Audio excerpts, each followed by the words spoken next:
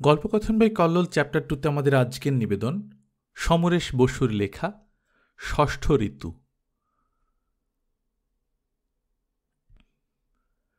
মেয়ে মানুষটি দাঁড়িয়েছিল দরজার কাছে।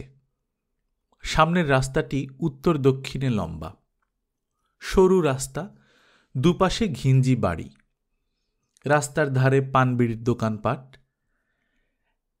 দক্ষিণে জেলেপাড়া, উত্তরে মালিপাড়া। মালিপাড়ায় মালি আর নেই, এখন নামটি বেঁচে আছে। ভালো কথায় লোকে বলে খারাপ পাড়া। মফস্বলের ছোট শহর হলেও বেচা কেনা, হাট বাজার, বেশ জমজমাট শহর।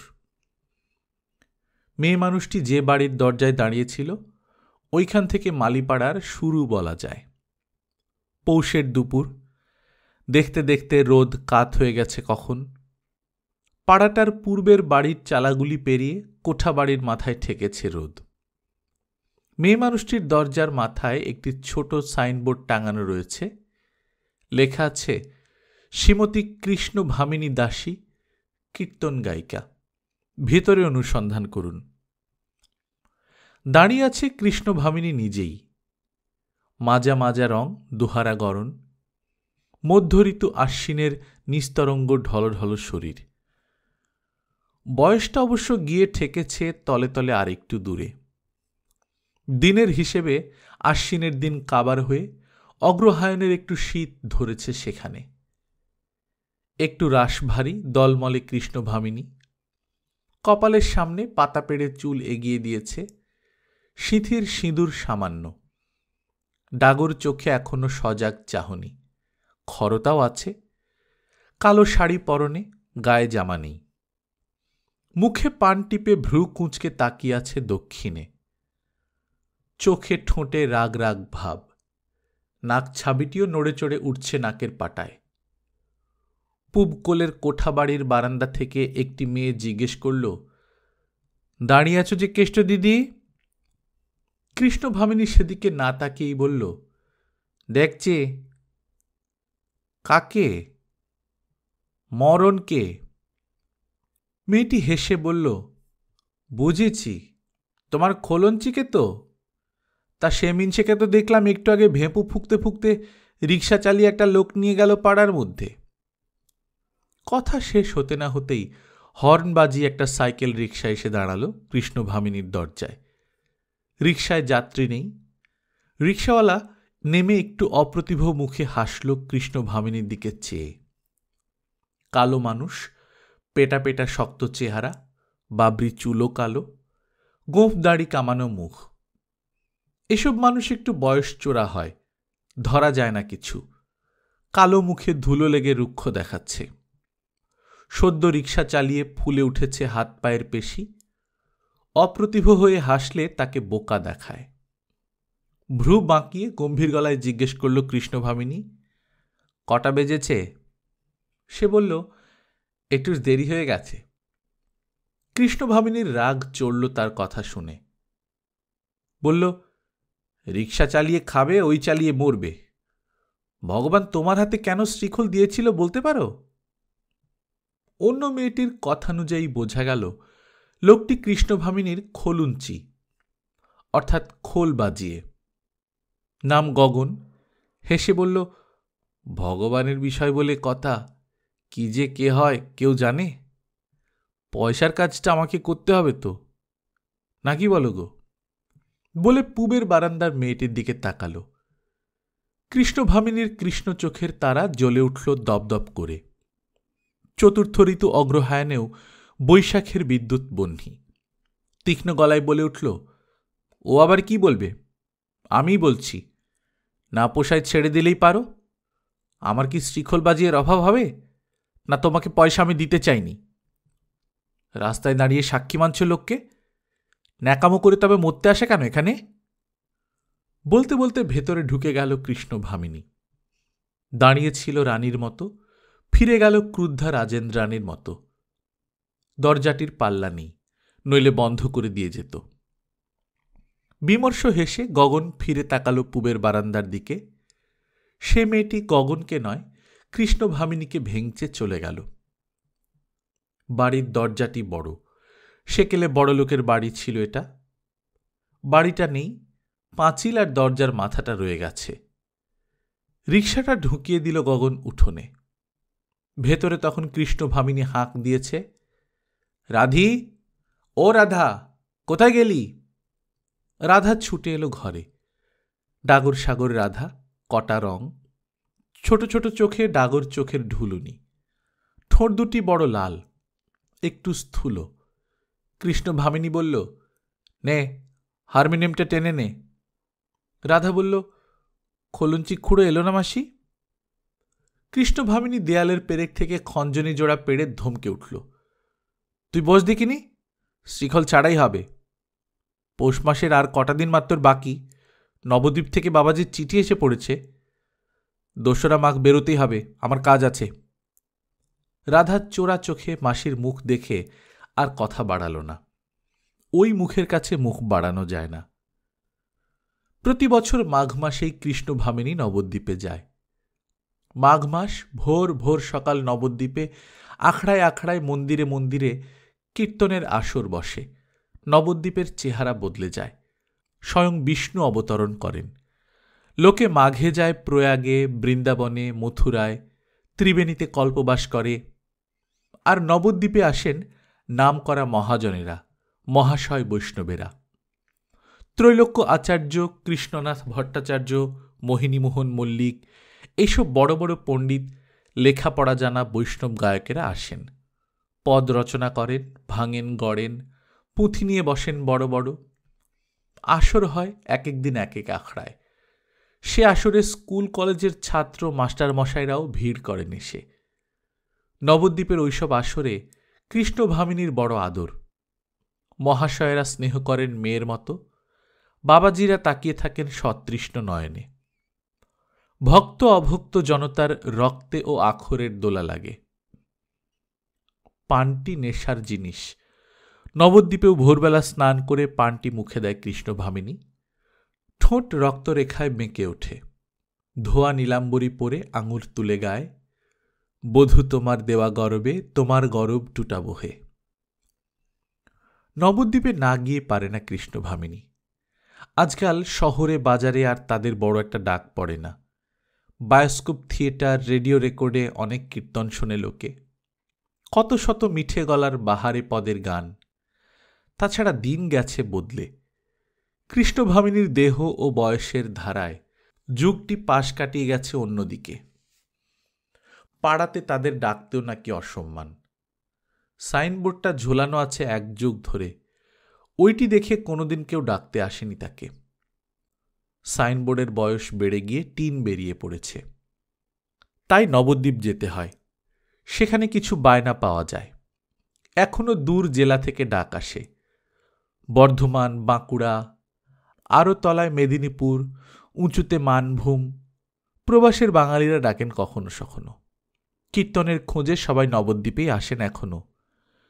কৃষ্ণভামিনী কাছে না থাকলেও বাবাজিরা ঠিকানা দিয়ে পাঠিয়ে দেয় এখানে। না গিয়ে উপায় কি?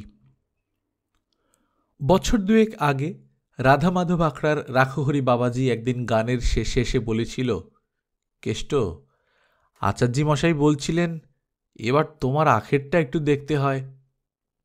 ধক করে উঠেছিল কৃষ্ণভামিনীর বুক। কেন বাবাজি, গান জমেনি? বাবাজি বলেছিল, রাধে মাধব, এমনটি আর কার জমে গো? আচার্যি বলছিলেন কেষ্টর বয়স হলো, আখেরের কিছু না করলে শেষ বয়সটা। একটু থেমেই আবার বলেছিল, তোমার কথা সবাই ভাবেন, তাই বলছিলাম সব গুটিয়ে শুটিয়ে একেবারে নবদ্বীপেই চলে এসো। শেষ বয়সটা রাধা মাধবের সেবা করে। ধকধকানিটা থেমেছিল। বুকের যন্ত্রণাটা কমেনি কৃষ্ণভামিনীর। শেষ বয়স, যে কথাটি অনেকবার তার রক্তস্রোত বলে গেছে কানে কানে, আজ সকলে মিলে বলছে সেই কথা। সময় হয়ে এসেছে। বেলা যায়, বেলা যায়। কৃষ্ণভামিনী বুঝেছিল শুধু তার রূপ নয়, আরও কিছু আছে। বিলাপের 2 জায়গায় স্বর ছিঁড়ে গিয়েছিল। বুক ভরে দম নিয়ে গলার শির ফুলিয়েও শেষ রক্ষে হয়নি। বাবাজি আরও বলেছিল, গলার আর দোষ কি বলো? যেখানে আছো সেখানে থাকলে অনাচার তো একটু হবেই। অনাচার অর্থে নেশা ভাঙ আর শরীর পীড়নের ইঙ্গিত করেছিল বাবাজি। একেবারে মিছে বলেনি, কিন্তু নবদ্বীপে এসে থাকলে কি সেসবের কিছু কমতি হবে? একে তো সে আশ্রয় হবে পরের আশ্রয়। কৃষ্ণ ভামিনীর তাতে বড় ঘৃণা। আর রাখহরি বাবাজি যখন ভালোবাসবে তখন? অমন ঢুলু ঢুলু চোখ বাবাজির, কেষ্টকে ভালো না বেশি উপায় কি? সে ভালোবাসার আশ্রয় তো সইবে না তার। তবে আখেরের ব্যবস্থা করেছিল কৃষ্ণ ভামিনী। মালিপাড়ার মেয়ে এসে নিজের জীবন তাকে শিখিয়েছে অনেক কিছু। রাধাকে পেয়েছিল সে 8 বছর বয়স থেকে। আরও 12 বছর খাইয়ে পরিয়ে বড় করেছে, গান গেয়ে দেহপন্য করে। কীর্তনে দীক্ষাও দিয়েছে অনেক দিন। মালিপাড়ার কারবারে ছেড়ে দেয়নি পুরোপুরি।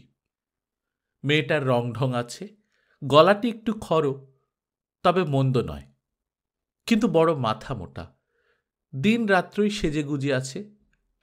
সন্ধে হলেই উঁকিঝুঁকি মারবে এদিকে ওদিকে। মালিপাড়ার মন্ত্র পড়ছে তো কানে দিবানিশি। এখন রক্তে বড় জ্বালা। প্রথম দিকে শেখাবার অতটা চেষ্টা ছিল না কৃষ্ণ ভামিনীর। গত 2 বছর থেকে সাঁড়াশির মতো চেপে ধরেছে সে রাধাকে, তালিম দিচ্ছে চুলের মুঠি ধরে। গত বছর নবদ্বীপের বায়নার জায়গায় জায়গায় নিয়ে গিয়েছিল তাকে। আখেরের ব্যবস্থা করেছে সে, কাউকে বলে দিতে হয়নি। তার গান, গায়িকা কৃষ্ণ ভামিনী, তারও যে আখের আছে সে কথা ভেবে কেন মন পড়ে? বধূ পীড়িতি করিয়া রাখিলে যদি অভিসার নিশি কাটে কেন, না রাখিতে নিশি কাটে না যেন। খঞ্জনীতে 2 বার ঝুনঝুন করে কৃষ্ণ ভামিনী বলে, নে মানের গানটা ধর। রাধা উসখুস করছে। এই বাড়িতে আরও 3 ঘর মেয়ে আছে।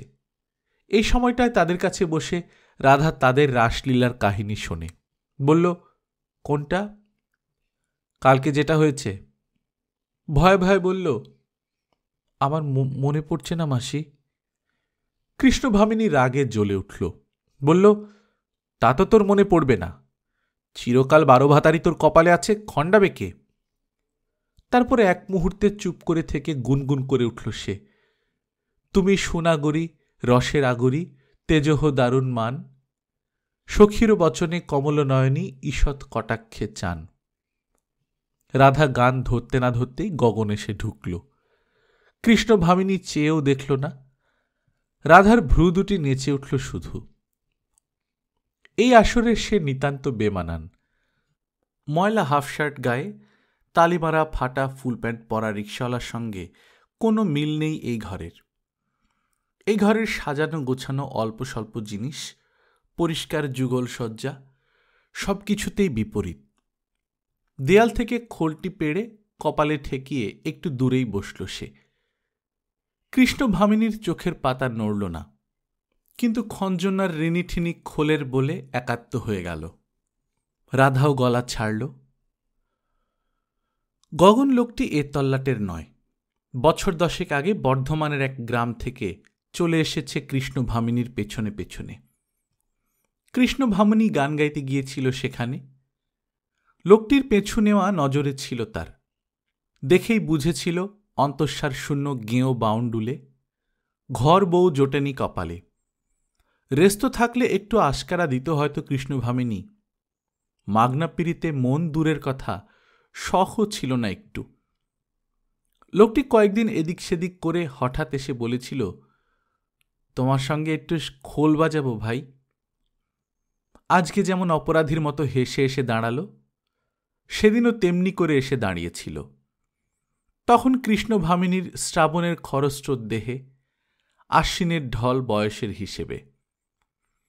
চোখের পাতার নিঃশব্দ ঝাপটাতেই তাড়িয়ে দিতে চেয়েছিল, পারেনি।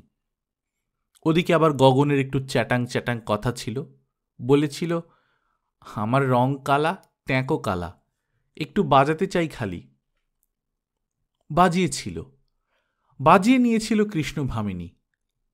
তেওড়ার ঢঙে দুঠুকি বাজাতে বাজাতে গোলাপি নেশার মতো ঢুলেছিল গগন।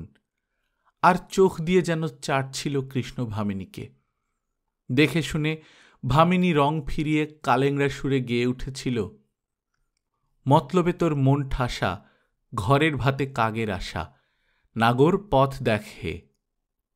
গগন দমেনি, এক মুহূর্ত থেমে তাল চড়িয়ে দিয়েছিল আড়খেমটা, এমন বাজিয়েছিল পথ দেখানো যায়নি একেবারে গগনকে। তারপর বছর চলে গেছে, নানান কাজ করে গগন রিক্সা কিনে বসেছে এখানে। সারাদিন দুটি কাজ এখন, রিক্সা চালানো ওইটি পেটের, কৃষ্ণ ভামিনীর সঙ্গে খোল বাজানো ওইটি শুধু শখ না আর কিছু টের পাওয়া যায়নি 10 বছর ধরে। এখন কৃষ্ণ ভামিনীরও দরকার হয়ে পড়েছে তাকে। তবে গগনের ওই লালা ঝরা চোখ দুটিকে কোনোদিন আশকারা দেয়নি সে। রিক্সাওয়ালার কাছে কীর্তন গায়িকা কৃষ্ণ ভামিনী বেচতে পারে না নিজেকে। মাগনা মানিনী নয়, কৃষ্ণ ভামিনীর মান আছে। মালিপাড়ার মেয়েরা ফুসলায় গগনকে, কি আশায় আছো, না হয় রিক্সাই চালাও, আর মেয়ে মানুষ নেই এই সংসারে? আছে, কার ঘরে যাতায়াত নেই গগনের। তার রিক্সাওয়ালা বন্ধুরা বলে, ওরে শালা, কেষ্ট ভামিনীর মধু যে চলে যাচ্ছে বছরে বছরে, যারা খাওয়ার তারা খেয়ে নিলে, তোকে বেটা পাকা চুল বাঁচতে হবে ভামিনীর। গগন বলে, তা জানি, চাকে মধু না থাক মোম তো থাকবে। ভামিনীর পাকা চুল, সেও যে অনেক ভাগ্য রে। এই মরেছে, শালা কুত্তা নাকি রে? গগন হাসে, মাথা গুঁজে শোয়ারি বয়। তখন বোঝা যায় তারও বয়সে শীতের বেলা লেগেছে। কৃষ্ণ ভামিনী তার চোখের দিকে তাকিয়ে বলে, মরণ, রিক্সাওয়ালা হলি এমন নোলা হয়? কথায় কথায় গগন 2-1বার ভামিনীর বাড়িতেই থাকবার প্রস্তাব করেছে। খাওয়াটা থাকাটা যদি এখানেই ব্যবস্থা হতো মন্দ হতো না। ভামিনী উগ্র চণ্ডী মূর্তি নিয়ে তেড়ে এসেছে, বেরো বেরো।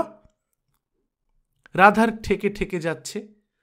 ভামিনী খঞ্জনির খুনখুন শব্দ থামিয়ে বলে, হলো না, মুখ পুড়ি একটু হেসে গা, হারমোনিয়াম ছাড়, খালি গলায় দাঁড়িয়ে দাঁড়িয়ে গা, আগে বল। বলে নিজেই বলে, সখী আমার মন নেই কাকে বলে, আমার চোখ নেই কাকে দেখাই, আমি বধির শুনতে পাইনে সই, তবু ওইখানে কে দেখা যায়, কেও। সখী কেন কুঞ্জের ধারে দাঁড়িয়ে কালা, ফিরে যেতে বল।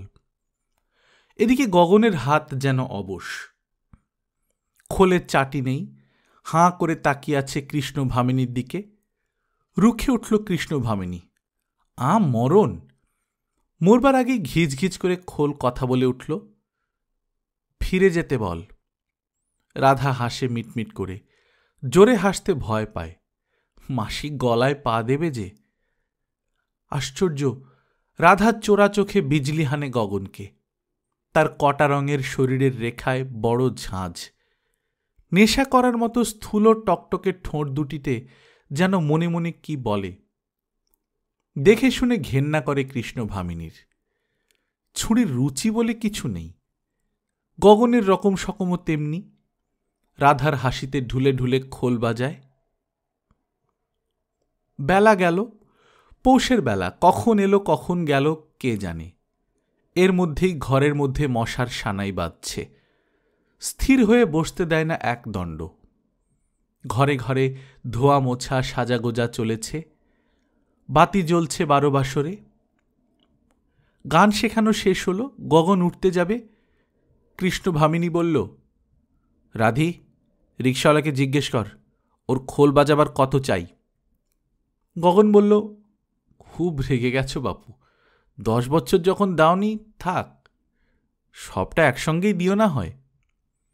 কৃষ্ণ ভামিনী বলল, বাকি বকে আমি ভালোবাসি নে। টান মেরে আঁচল নামিয়ে চাবির গোছা খুলতে খুলতে বলল, আর রাস্তার মানুষের সামনে ছোট লোকের মুখে ছোট কথাও শুনতে চাইনি।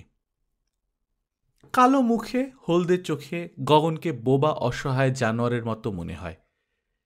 এক মুহূর্ত নির্বাক থেকে বলল, আচ্ছা বাপু, আর কোনোদিন কিছু বলবো না, এবার থেকে সময় মতো আসব। বলে না দাঁড়িয়ে বেরিয়ে গেল। রিক্সা বার করতে যাবে, দরজার পাশ থেকে রাধা বলল, চললে খোলঞ্চি খুঁড়ো। হ্যালো, তোর মাসির যা রাগ। রাধা বলল ঠোঁট ফুলিয়ে, তা বলে আমি তো আর রাগ করিনি। গগন হেসে বলল, করবি কেন? তুই তার কেষ্ট ভামিনী নোস। তা হ্যাঁ রে, রাতে কেউ আসবে নাকি তোর মাসির গান শুনতে? আজ? হ্যাঁ, ওপারের মথুর ভট্টাচার্য আসবে রাত 10টায়। থাকবে বুঝি রাত্রে? কি জানি, তুমি আসবে? সে কথার কোনো জবাব না দিয়ে রিকশা নিয়ে বেরিয়ে গেল গগন। রাস্তার উপর থেকে কে যেন একজন শীষ দিয়ে উঠল রাধার দিকে চেয়ে। রাধা হাসল। মালিপাড়া জমে উঠেছে শীতের সন্ধ্যায়। জুড়িয়ে এলো রাত 10টাতেই। শীতে আপাদমস্তক ঢেকে কোঁকাতে কোঁকাতে এলো মথুর ভট্টাচার্য, তার পেছনে পেছনে গগন।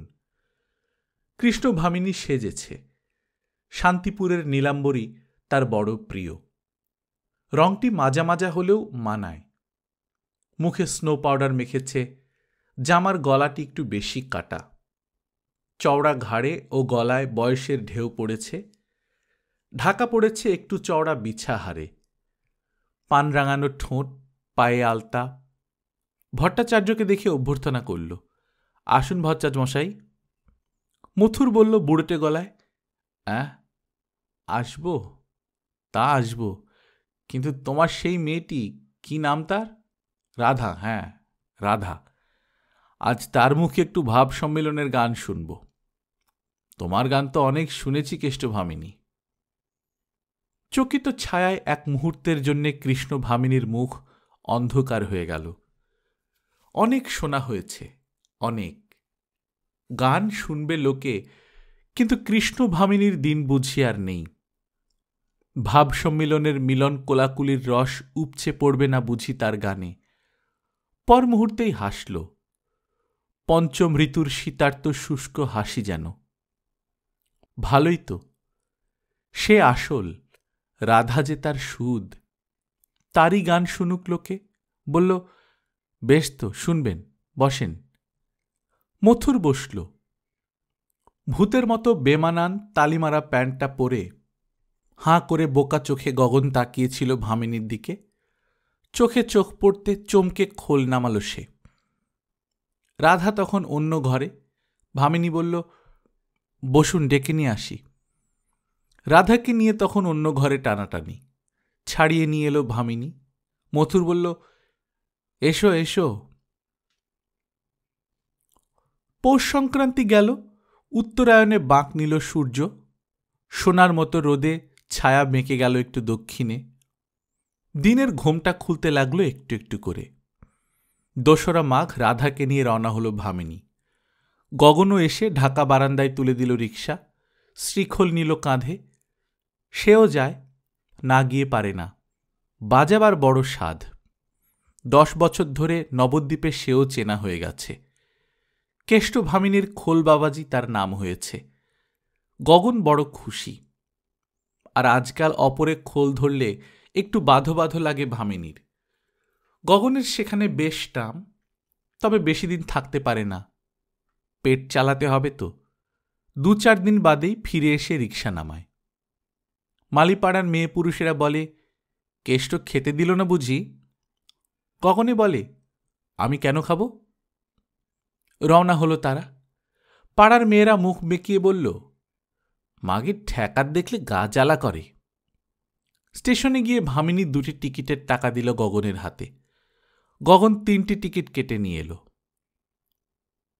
নবদ্বীপে আসর জমে উঠেছে সংক্রান্তির দিন থেকেই। সকলেই অভ্যর্থনা করল কৃষ্ণ ভামিনীকে। আখড়ায়, মন্দিরে, চেনাশোনা বাড়িতে। রাধাকে গত বছরই সবাই দেখেছে। গত বছর রাধা বিশেষ সুবিধে করতে পারেনি, তবে রাধার কাছ ঘেঁষাঘেঁষির জন্য সকলেই বড় ঠেলাঠেলি করেছে। গগন খোলঞ্চিকেও চেনে সকালে। রাখহরি বাবাজির আখড়াতেই আস্তানা নিল ভামিনী। মহাজন মশাইরা এসে ঠাঁই নিয়েছেন এক এক জায়গায়। আসরে দেখা হয় সকলের সঙ্গে। সকলেই ডেকে ডেকে কুশল জিজ্ঞেস করলেন ভামিনীর। পরদিনই গানের আসরে বসল ভামিনী। লোকারণ্য হল সেই আসরে। প্রথম দিন সে কৃষ্ণ রাধা ভজল, খোল করতাল ভজল। মান্যগণ্য মহাজন গুরুজন ভজল, তারপর ধরল, প্রভু না বাঁধিও টানো, কি যে টানো টানো, আমারে জনম ভরিয়া টানো, পিরিতি রশিতে বাঁধিয়া টানো টানো হে। ধুলায় পড়ে, কাঁটায় ফুটে, রক্ত ঝরে, জ্বালায় পুড়ে মরিব, তবু টানো হে নাথ।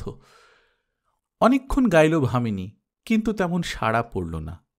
নিজেকে বড় ক্লান্ত লাগল ভামিনীর।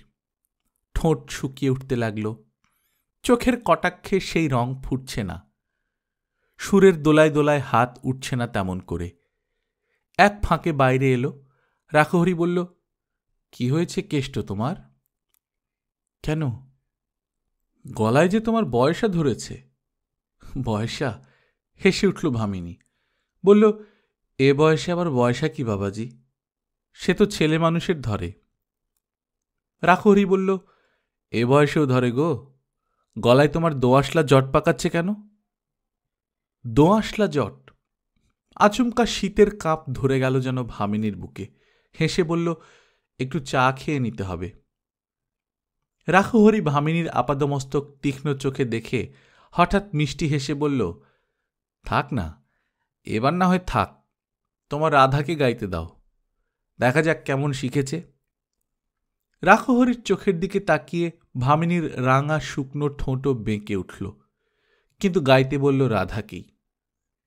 রাধা ভ্রু তুলে ঠোঁট ফুলিয়ে গাইল, আমারে অবলা পেয়ে বুঝিয়ে সুঝিয়ে বাঁধিলে পিরিতি ফান্দে, অতি অভাগিনী কূট নাহি জানি, ফাঁদ খোলে কি ছান্দে।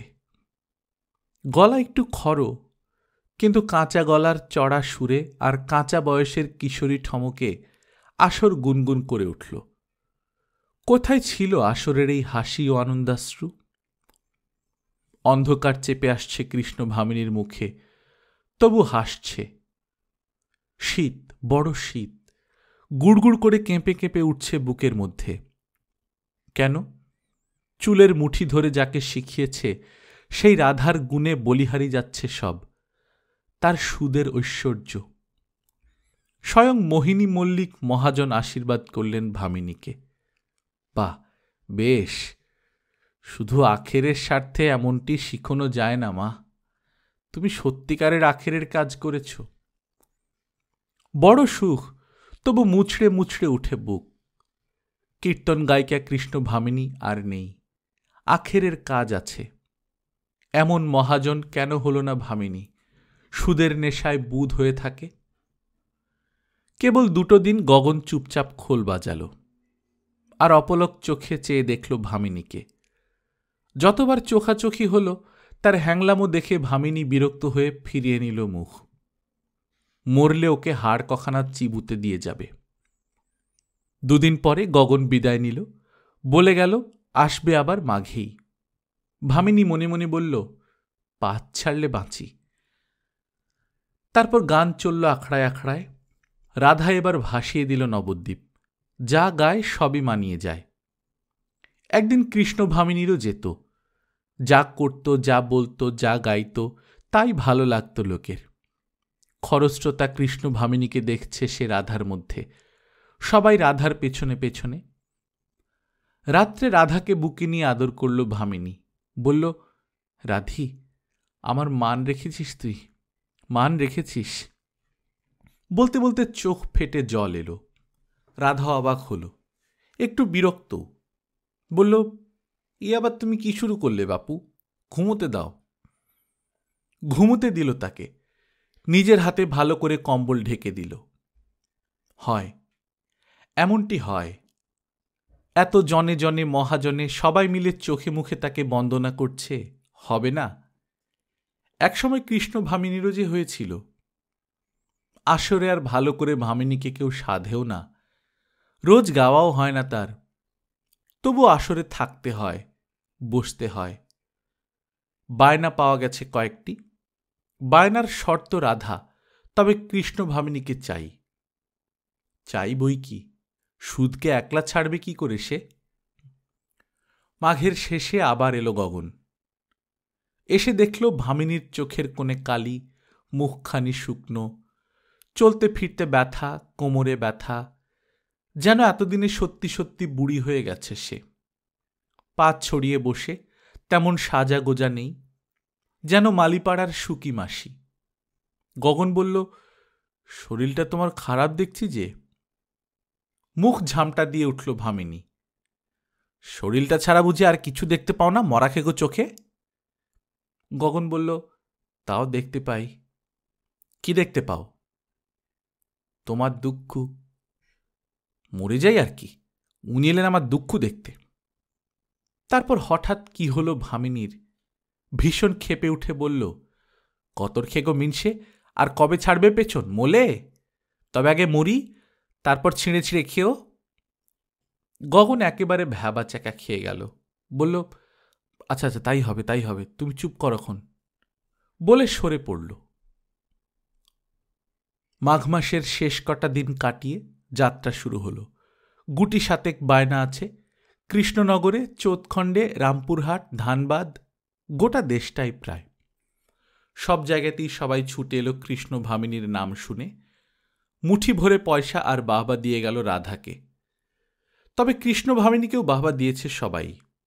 সে নইলে এমন মেয়ে সাগরেদ আর কার হয়? চোতখণ্ড অবধি সঙ্গে রইল গগন। ওখানেই কাছাকাছি তার জন্মভূমি।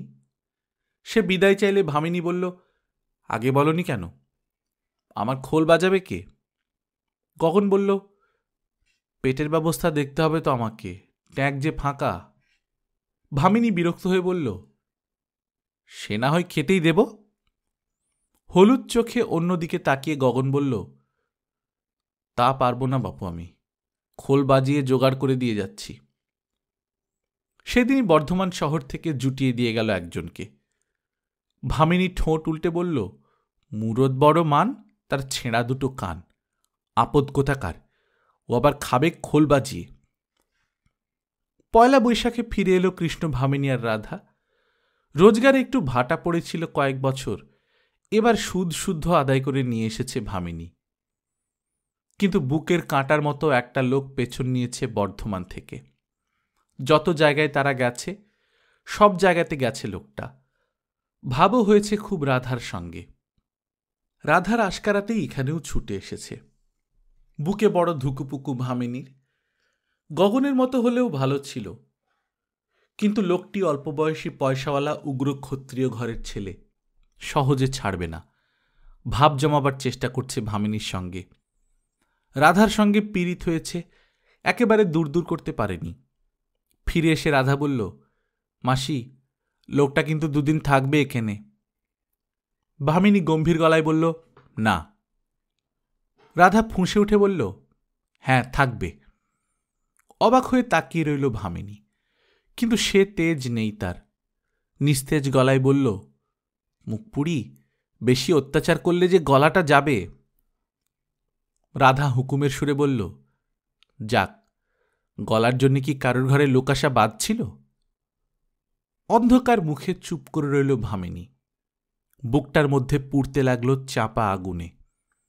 চোখের মণিতে সে আগুন নেই, অঙ্গুলি সংকেতের সেই নির্দেশ নেই। রাজেন্দ্রাণী কৃষ্ণ ভামিনী নেই। সারা বাড়ি মজা দেখল। রাধা আর তার লোকটিকে নিয়ে গুলজার করল সবাই। মালিপাড়ার বুড়ি ছুঁড়ি সবাই বলল, মাগির তেজ একটু কমেছে। কিসের তেজ? কোনো তেজ তো কোনোদিন ভামিনী দেখায়নি কাউকে, যে তাই সকলের কাছে তার তেজ। গগন এলো যথাপূর্বম, আসতে লাগলো রোজ আগের মতোই। রাধার লোকটি বিদায় নিয়েছে। সবসময় ভামিনীর কথা মানে না রাধা, তবু ঝগড়া করে টেনে হিঁচড়ে তাকে নিয়ে বসে ভামিনী। গান হয়, খোল বাজায় গগন। রাধাকে দেখাতে গিয়ে গলা খুলতেও লজ্জা করে যেন ভামিনীর। সপ্তমে বাঁধা রাধার গলা টং টং করে বাজে। ভামিনীর গলা বেসুরো ঢ্যাবঢ্যাবে শোনায় সেখানে। অপ্রতিভ হয়ে খ্যাকারি দেয়, আবার তোলে গলা, বলে, নে বল। রাধা বলে, থাক বাবু, তুমি বরং একটু শুয়ে থাকো গে, বলে উঠে যায়। কথা সরে না ভামিনীর মুখে, শুধু বসে থাকে চুপ করে। হঠাৎ একসময় খেয়াল হয় মুখোমুখি খোল কোলে বসে আছে গগন। ভ্রু কুচকে বলে, বসে আছো যে? গগন বলে অপ্রতিভ হেসে, যদি একটু গাও তাহলে বাজিয়ে যাই। কে? আমি? রস যে প্রাণে ধরে না দেখছি। গাইব এবার ঘাটে গিয়ে। পালাও পালাও। আরও একটি বছর গেল অমনি। রাধার সেই পীড়িতের ছেলেটি এসেছে মাসে একবার করে। এই বছরও ঘুরেছে সঙ্গে সঙ্গে। সঙ্গে মালিপাড়ায়ও এসেছে। এবার ফিরে এসে রাধা দুদিন বাদেই বলল, মাসি, আমি চলে যাব। ধক করে উঠল কৃষ্ণ ভামিনীর বুকের মধ্যে। 4 বছর আগে রাখহরির কথায় এমনি ধক করে উঠেছিল। গানের গলা নেই, আজ কথা বলবারও গলা নেই ভামিনীর। হাঁ করে তাকিয়ে রইল রাধার নির্বিকার দৃঢ় মুখের দিকে। খানিকক্ষণ পর বলল, কোথায় যাবি? ওর সঙ্গে। ওর মানে সেই পীড়িতের লোকটির সঙ্গে। বুকের মধ্যে কনকন করছে কৃষ্ণ ভামিনীর। পঞ্চম ঋতুর দারুণ শীতে নেমেছে হিমপ্রবাহ। গলা গেছে, গান গেছে, ধমক টমক গেছে। সুদ যাচ্ছে আজ, আসল খেয়ে গেছে কবে। মথুর ভট্টাচার্যরা কবেই ছেড়ে গেছে। টাকা পয়সা সোনাদানাও কিছু রানীর ঐশ্বর্য নেই। এ বয়সে আর কিসের বেশাতি করবে? কে আসবে এ ঘরে? ভীত করুণ চোখে তাকিয়ে বলল কীর্তন গায়িকা কৃষ্ণ ভামিনী, যাবি মানে? তোকে খাইয়ে পরিয়ে বড় করলাম, শেখালাম, পড়ালাম, আমাকে কোথায় রেখে যাবি? রাধা বলল কটকট করে, খাইয়েছ পরিয়েছ বলে আইন নেই যে তুমি আমাকে চিরদিন ধরে রাখবে। মন চাইছে যাকে তার সঙ্গেই চলে যাব। মন চেয়েছে, এ বুঝি ভালোবাসা? থিয়েটার বায়োস্কোপে এমনই পীড়িতের নাকি আজকাল বড় ছড়াছড়ি। কিন্তু দুদিনে যে তেজ ভেঙে যাবে। ঘরের বউ না, কুলোটা। তোকেও যে একদিন এমনি করে এক রাধাকে খাওয়াতে পরাতে হবে। গম্ভীর গলায় ভামিনী বলল, যা। এমন আচমকা আর নির্বিকার ভাবে বলল ভামিনী যে রাধাও এক মুহূর্ত থমকে রইল। কুঁকড়ে উঠল ঠোঁট দুটি। ভামিনী বাইরের দরজার কাছে গিয়ে দক্ষিণ দিকে দেখল। একটা রিক্সাওয়ালা যাচ্ছিল। তাকে বলে দিল, তোমাদের গগন রিক্সাওয়ালাকে একটু ডেকে দিও তো। ওদিকে যাবার তাড়া লেগেছে। আর 3 ঘরের মেয়েরা সবাই হেসে কুটিপাটি হচ্ছে। খবর রটেছে সারা মালিপাড়া। সবাই একবার করে দেখতে আসছে রাধা আর তার নাগরকে। রাত 10টায় চলে যাবে ওরা। ভামিনী বসেছিল বাতি জ্বালিয়ে। মনটা বড় গান করতে চাইছে, পারছে না ওদের কথার ফিসফিস খিলখিল হাসিতে। একটু পরে এলো গগন, বলল, তুমি নাকি ডেকেছ? ভামিনী বলল, হ্যাঁ, বলেছিলাম আমার একটা লোক দরকার, রোজগেরে লোক, আমাকে রাখতে পারে এই রকম। কয়েক মুহূর্ত হাঁ করে চেয়ে রইল গগন। বৈশাখ মাস। সারা গায়ে ধুলোবালি গগনের, কালো মুখে ঘাম। তারপর হঠাৎ অপ্রস্তুত হয়ে হাসল গগন। অন্যদিকে চেয়ে বলল, তা আমাকে যদি বলো, এখনো রিক্সাটা চালাই, রোজগারও হয়, আমি তোমার কাছে থাকতে পারি। ভামিনী বলল, তোমার যদি মন চায়, থাকা তো নয়, আমাকে রাখাও বটে। গগন বলল, তা তো বটেই, তবে আজকে রাত থেকেই থাকি। কৃষ্ণ ভামিনীর চোখে যন্ত্রণা ও ঘৃণা, বলল, এসো। খাওয়াটাও আজ থেকে তাহলে এখানেই হবে? তাই হবে। গগন বেরিয়ে গেল। ঘণ্টাখানেক পর ফিরে এলো। একটু খাটো হলেও কোঁচা দিয়ে আজ ধুতি পরে এসেছে গগন। গায়ে খাড়ে কাচা জামা, গলায় একখানি সুতির চাদর, পায়ে অবশ্য টায়ার কাটা স্যান্ডেলটাই আছে। এই বেশে তাকে রিক্সা চালিয়ে আসতে দেখে সবাই হইচই করে উঠল। ভামিনীর বাড়ির মেয়েরাও হেসে কুটিপাটি, ওমা, এ কি খোলঞ্চি খুঁড়ো। ওদিকে যাবার সময় হলো। বিদায় নিল রাধা গগন আর ভামিনীর কাছ থেকে। ভামিনী নীরব। গগন বলল, সুখে থাকিস, বুঝে চলিস। চলে গেল ওরা। তারপর সবাই উঁকি ঝুঁকি দিতে লাগলো ভামিনীর ঘরে। ভামিনী রান্না শেষ করল। চোখ না তুলে মাটির দিকে চেয়ে আসন পেতে খেতে দিল গগনকে। খাওয়া হলে গা ধুয়ে ধোয়া কাপড় পরে গগনের সামনে এসে দাঁড়াল। হাসবার চেষ্টা করছে, পারছে না। বুকটা বড় ধরফর করছে। ঠাটবাট করতে হবে, কিন্তু রক্তে সে দোলা নেই, বয়সের ভারে অচল। তবুও হেসে তাকালো, চোখের চারপাশে কোঁচ পড়েছে, সেই চোখে অসহায় ইঙ্গিত। গগন হেসে মাথা নামাল। দরজা বন্ধ করল ভামিনী, জানলা বন্ধ করল, বাতিটা কমালো, কিন্তু জ্বলতেই লাগল। সামান্য অস্পষ্টতা। তারপর কাছে এসে হাত ধরল গগনের। গগন চমকে উঠে বলল, কই, হারমোনিয়া পারলে না? ঈষৎ বিরক্ত হয়ে ভামিনী বলল, কেন, গাইবে না? কৃষ্ণ ভামিনী বলল, শোবে না? তেমনি অপ্রস্তুতভাবে হাসতে গিয়ে আজ প্রথম গগনের মুখটা বিকৃত হয়ে গেল। বলল, কেষ্ট ভামিনী, ওইটির জন্যে তোমার কাছে আসিনি। তুমি যা দেবে সব নেব, কিন্তু তুমি কেষ্ট ভামিনী। বলে কয়েক মুহূর্ত চুপ থেকে ঢোক গিলে বলল, তোমার কাছে থেকে বাজাবো তাই চেয়েছি এতকাল ধরে। বিস্মিত সংশয়ে ফিরে তাকালো কৃষ্ণ ভামিনী। পর মুহূর্তেই চোখে জল এসে পড়ল তার। রুদ্ধ গলায় বলল, কেন? গগন বলল, বাবারে, সব ভুলে গেলাম কীর্তন গায়িকে কেষ্ট ভামিনীর গান শুনে। সে কি ভুলতে পারি? আজ যদি ডাকলে একটু বাজাতে বলো আমায়। কে বলবে, কে কথা বলবে? হৃদয়ের সব গান আজ আরেক গানের রসে যে গলা বুঝিয়ে দিয়েছে। হারমোনিয়াম পেড়ে দিল গগন। স্ত্রী খোলটিতে কপাল ঠেকিয়ে কোলে নিয়ে বসল, বলল, গাও। হারমোনিয়ামে সুর উঠল। কৃষ্ণ ভামিনী সুর দিল। সুর উঠল, স্বর উঠল। সেই স্বরে পঞ্চম ঋতু পেরিয়ে ষষ্ঠ ঋতুর বাতাস লাগল। সারা মালিপাড়াটা প্রেতিনীর মতো ফিসফিস করে হাসতে লাগল। কেষ্ট ভামিনী আবার গাইছে গো। গল্পকথন বাই কল্লোল চ্যাপ্টার 2তে আপনারা শুনছিলেন সমরেশ বসুর লেখা ষষ্ঠ ঋতু। আমরা নিয়মিত গল্প পাঠ করে শোনাচ্ছি। আপনারা যারা প্রথমবারের মতো শুনছেন, কাইন্ডলি সাবস্ক্রাইব করে নেবেন। গল্প পাঠ ভালো লাগলে বন্ধুদের সঙ্গে শেয়ার করবেন।